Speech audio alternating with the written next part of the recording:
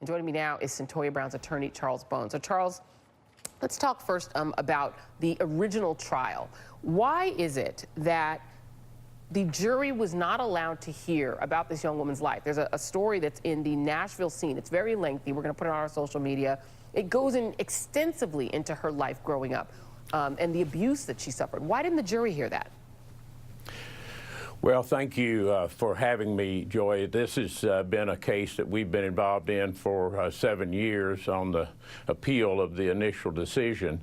We weren't involved in the case when it was tried initially, and Cyntoia was not allowed to testify in that case, and her lawyers at the time made the decision to not put her on the stand because she was a really, really dysfunctional person, actually acting with the brain of a 10 or 11-year-old. So we think that was a mistake. We've taken that position, but so far the courts have confirmed her conviction and kept her in prison for all these years.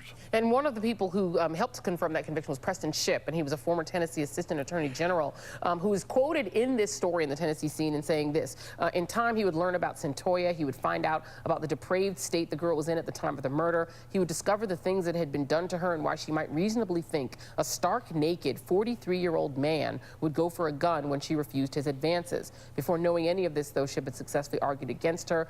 At root, he stated unequivocally that she deserved to remain in prison for most, if not all, of her life. I think he's actually left prosecuting after that. Does the change of mind of a prosecutor help your case? Can he testify for her?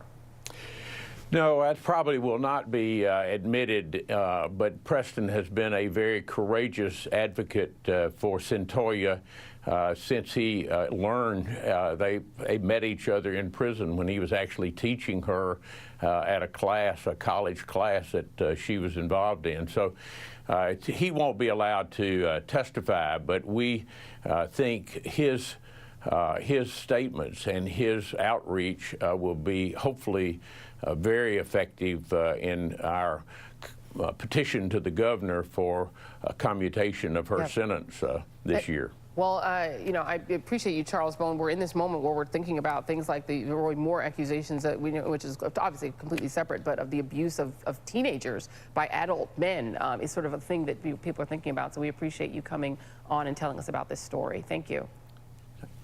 Thank you. Thank you very much. And up next, the TV president.